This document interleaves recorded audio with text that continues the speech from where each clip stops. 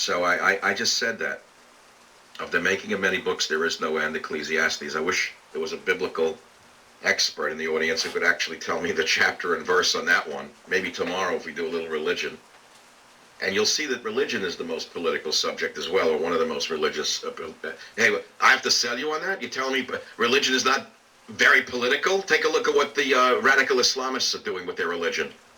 And how we have a religious establishment in this country, the Christian establishment, that is so meek that it's threatened to disappear in the next 50 years.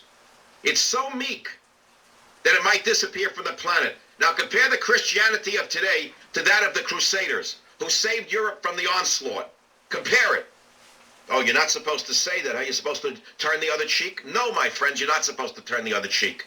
Read your Bible. You're supposed to defend yourself. Perhaps the most important rule of any religion is defend yourself against those who would take away your freedom of religion. How's that one? Does that work for you? And I want to remind you of something else. It was Christian crusaders who pushed the Muslims back out of France and out of Spain after the Muslims had invaded Spain and France and threatened to take over all of Europe and wipe Christianity off the map. It was only the Crusaders, who were all religious, devoutly religious Christians, who saved their own civilizations. And look what we have today. You have a spineless, liberal, communist establishment that hates Christianity and supports Islam. Think about that. Why are they so in love with Islam and so hateful of Christianity? Why are they such Christophobes? Why? How have they become so? What do they expect is waiting for them?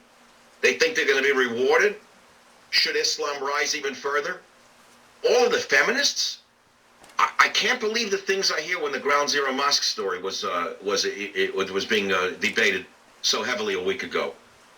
A woman gets up and says, I'm a lesbian and I'm a socialist and Muslims are being picked on and I want the mosque. The woman is a moron, an ignoramus. How does she get so brainwashed as to think that fundamentalist Muslims like lesbians and socialists? Where'd she get that from? How did they get so distorted that they don't even understand the digging their own graves, I ask myself. So today I showed you that nutrition and health are extremely political. I don't have to sell you on that idea. You know it with Obamacare. Tomorrow, if I say I'm going to do a religion segment, how much more do I have to tell you about religion and the intersection between religion and politics than every day in the news you read it? For example, I'm going to play a soundbite for you right now of what's going on in Paris from the radical Muslims, who are the brethren of those who want to build the Ground Zero Mosque. Play that clip. Go ahead. This is a Friday in Paris, filmed by hidden camera. The streets are blocked by a huge crowd of Muslim worshippers, and it's enforced by private security. This is all illegal in France. The public worship, the blocked streets, and the private security. But the police have been ordered not to intervene.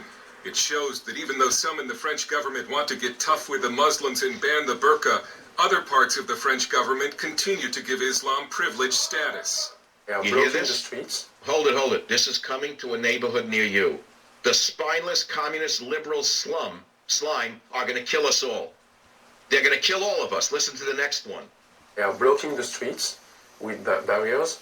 They are playing on the ground, and the inhabitants of this district cannot leave their home nor go into their home during those prayers. The Muslims who are taking over those streets do not have any authorization.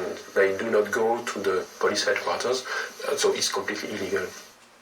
Go ahead, just keep playing it. These Muslims have been granted unofficial rights that no Christian group is likely to get under France's laïcité or secularism law.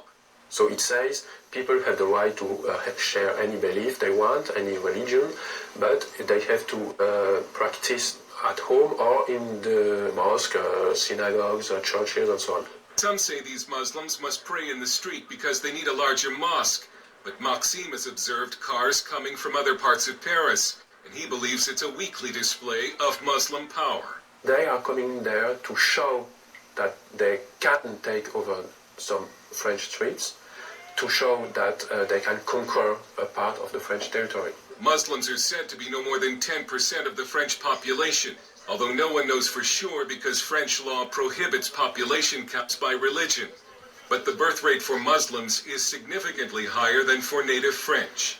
Some Muslim men are said to practice polygamy, in some cases with each extra wife having children and collecting a welfare check.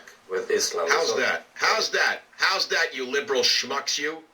You Mayor Dumberg? Mayor Dumberg in New York, you dumbbell you?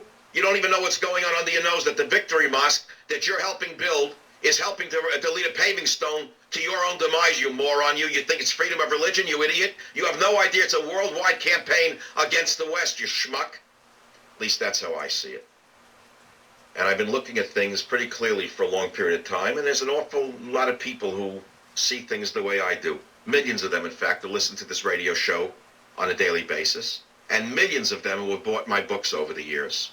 And if you want to write it all off as right-wing stuff, I can say, just do so at your own risk and your own peril, you idiots. Sometimes those of us who are acting like Paul Revere, trying to save you from yourself, are correct, and you and your own stupid instincts are leading you to your own grave. This is what's going on in the world today. I believe in freedom of religion, but I also believe in the United States of America. I believe the United States of America has certain duties to its citizenry, and I don't have to spell them out to you. You take a look at Arizona, you've got Sheriff Joe trying to stop the stem of illegal drugs, illegal aliens, the gangs that are roaming wildly in the streets of Arizona. And what does our government do under Obama, the decorator? What does Obama, the decorator, cause Eric Holder, the Attorney General, to do? To harass and threaten Sheriff Joe with civil rights lawsuits for upholding the law. That's what he does. We have a rogue government